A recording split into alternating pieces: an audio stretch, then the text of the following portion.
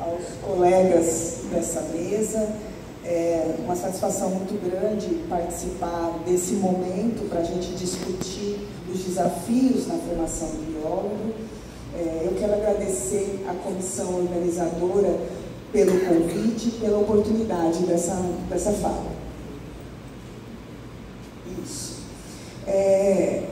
No início desse ano, ainda no primeiro semestre de 2025, eu fui convidada para ser mediadora de uma mesa sobre educação ambiental, num evento grande de educação chamado AJorneDuc, que acontece aqui no município, aconteceu aqui nesse mesmo local.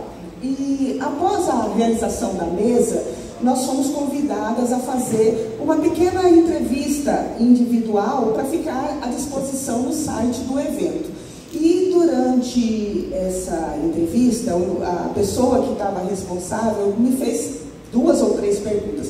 E uma das perguntas que ele me fez é: você, como professora e coordenadora do curso, para você, quais são os desafios para um curso de ciências biológicas? Na hora, eu dei uma resposta técnica que fazia sentido para aquele momento.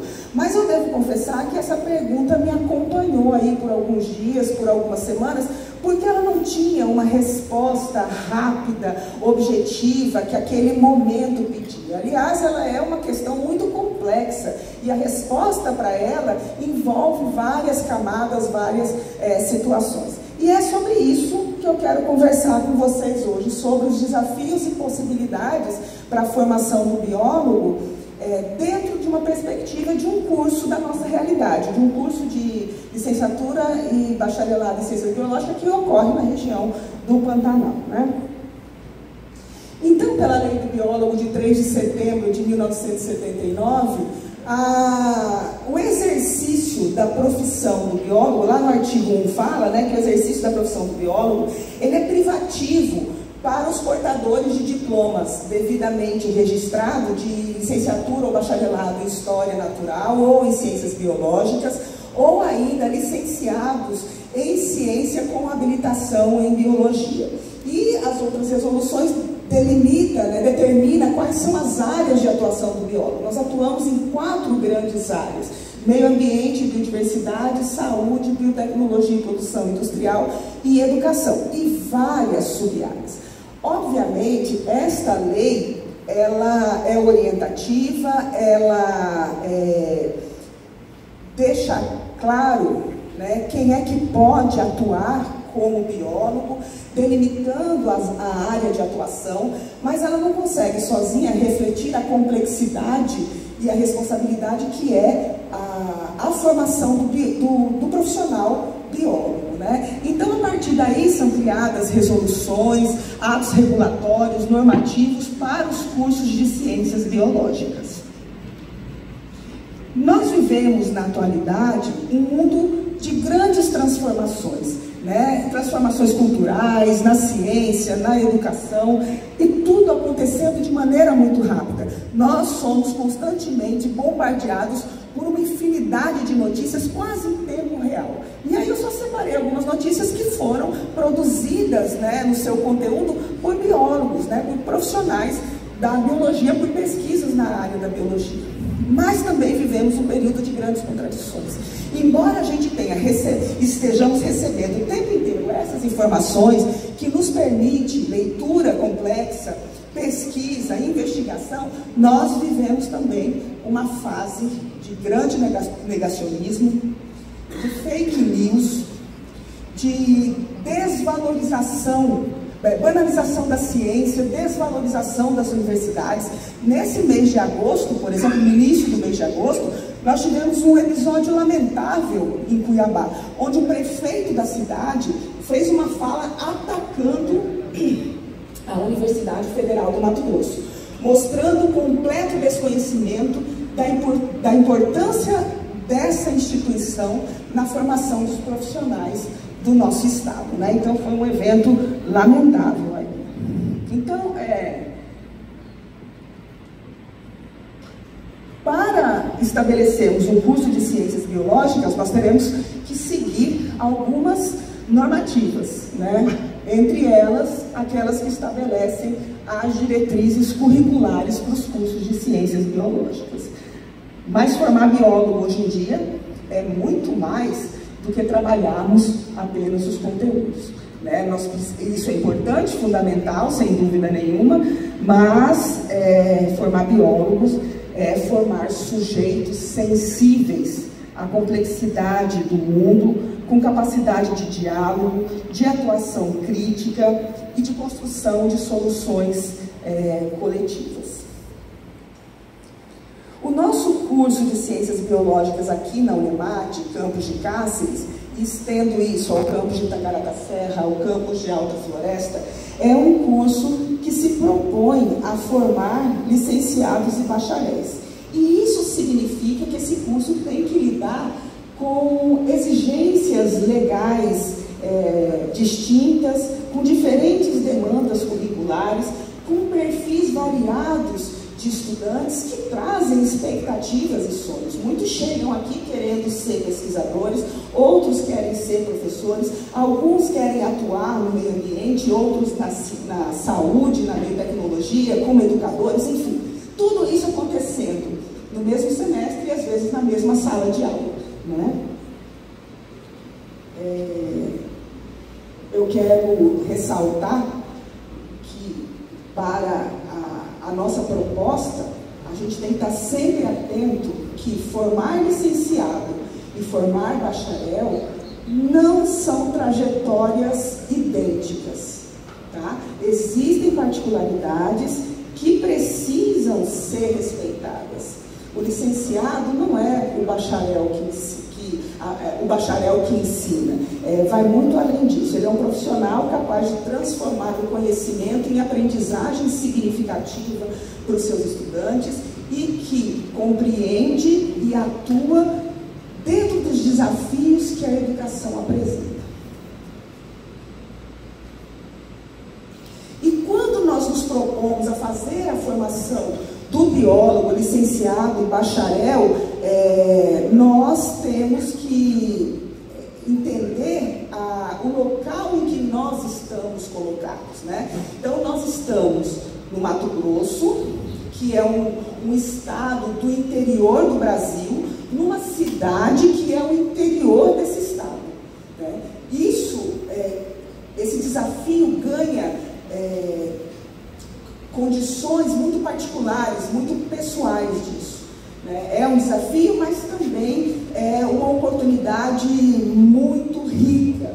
Nós estamos colocados num ambiente em que é o encontro de 3 biomas, né? Então esse mapa aqui de baixo, ele mostra o município de Cáceres. Em amarelo mais claro é o Pantanal, e mais escuro o Cerrado, e na parte norte, que não aparece aí, é a influência de floresta amazônica.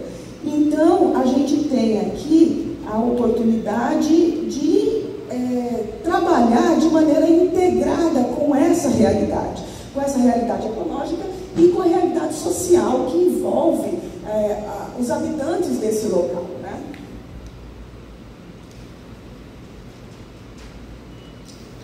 Então, quando a gente estrutura um curso, nós temos que estar atentos que, além da parte teórica, nós temos que proporcionar aos nossos estudantes experiência de campo, laboratório. Isso é um desafio, porque requer uma estrutura, requer recursos para isso. Tem que conciliar essas atividades que são de suma importância para a formação do biólogo com a realidade dos nossos estudantes, né? São estudantes que trabalham durante o dia e que não têm tempo durante a semana para poder se dedicar a esse campo ou essas atividades de laboratório que precisam ser realizadas em outro período. Mas ela é fundamental porque faz a conexão entre o conhecimento teórico que a gente discute em sala de aula com a realidade no campo, né? Onde ele vai experimentar, ele vai observar aquilo que está na sua teoria. Apesar do cuidado com essa estrutura, com essa necessidade de proporcionar um bom curso para o nosso estudante, nós aqui enfrentamos problemas que talvez sejam comuns a outros cursos. A evasão, a baixa procura, a retenção, né? E para isso nós destacamos a importância das políticas institucionais de acesso, de permanência para os estudantes e de auxílio a esses estudantes, que na nossa realidade, eles têm muita dificuldade em se manter num curso de graduação, especialmente se esse curso tem uma demanda de tempo integral. Nós éramos um curso integral e passamos no período noturno como uma das estratégias para diminuir a evasão e a baixa procura, né?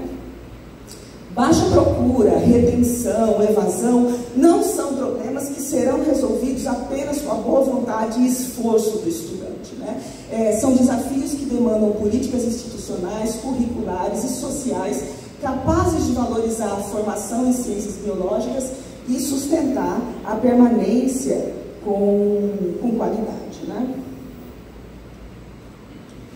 É importante que os currículos prevejam a interação entre ensino, pesquisa e extensão. Isso demanda também uma série de ações, né, como bolsas, como possibilidades para esse estudante fazer pesquisa, como um corpo docente habilitado que proponha essas pesquisas e essas atividades de extensão para acolher os nossos estudantes. E, além disso, é uma questão de exigência legal, né? Agora, os nossos estudantes têm que cumprir 10% da sua carga horária do curso em atividade de extensão, né? Então, tudo isso precisa ser atendido quando se propõe a formação do biólogo. E aí a gente chega no elemento que justifica todo esse nosso preparo, os estudantes, né? Nós precisamos analisar o perfil desses estudantes. Quem são os nossos alunos, né? Aqui eu estou só mostrando, para exemplificar, o resultado do perfil do estudante universitário do Censo de Educação Superior de 2023. Rever esse perfil faz com que a gente possa atualizar os nossos projetos pedagógicos do curso, que a gente possa rever as nossas metodologias. Eu sou professora dessa instituição desde 1994. O perfil do estudante que eu trabalhava lá em 94 não é o mesmo perfil do estudante de 2025, tá? E nem o nosso curso é o mesmo. Com o tempo a gente vai adaptando a essa situação, né? Essa é uma geração que, além desse perfil que foi mostrado pelo censo, é uma geração que nos desafia muito. É uma geração hiperconectada, que está o tempo inteiro com o celular, inclusive em sala de aula, que tem uma urgência, uma pressa de tudo, múltiplos interesses. E, além disso, nós temos, paralelamente a isso, nós temos nos deparado com ofertas de curso de ciências biológicas com formação cada vez mais curta, principalmente nas licenciaturas, e entre as licenciaturas de ciência biológica, né? E aí, muitas vezes, eles não oferecem aquela estrutura por uma formação sólida que a gente procura, né? Então, quando a gente se propõe a oferecer uma formação sólida, ampla, como no nosso caso, que é a licenciatura e bacharelado, num curso de 5 anos, surge o desafio. Como é que a gente consegue proporcionar profundidade na formação que o biólogo precisa com a pressa e a urgência do nosso tempo, né? Eu não tenho resposta pronta para isso não. Nós estamos construindo essa resposta dentro das nossas aulas teóricas, no campo, no laboratório, na formação da docência. E aí, quando eu penso nessas questões que eu coloquei aqui, me volta aquela pergunta lá da entrevista de janeiro. Qual o maior desafio para um curso de ciências biológicas na formação do biólogo, licenciado e bacharel? Então, hoje eu penso, né, que o maior desafio para a formação do biólogo talvez seja o seu maior potencial, tá? Formar licenciados e bacharéis que não apenas dominem o conteúdo. Claro, isso é importante e tem que ser feito, mas que saibam pensar criticamente, dialogar com a sociedade e intervir com responsabilidade e com ética na escola, na pesquisa, no meio ambiente, na saúde e na sociedade. E também um curso que seja atrativo para os estudantes que saiam do ensino médio e também para aquelas pessoas que acessam o ensino superior um pouco mais tardiamente, né? Então, em tempos de colapso climático, em tempos de crises ambientais, de desafios educacionais, o biólogo do século XXI precisa ser mais que um especialista.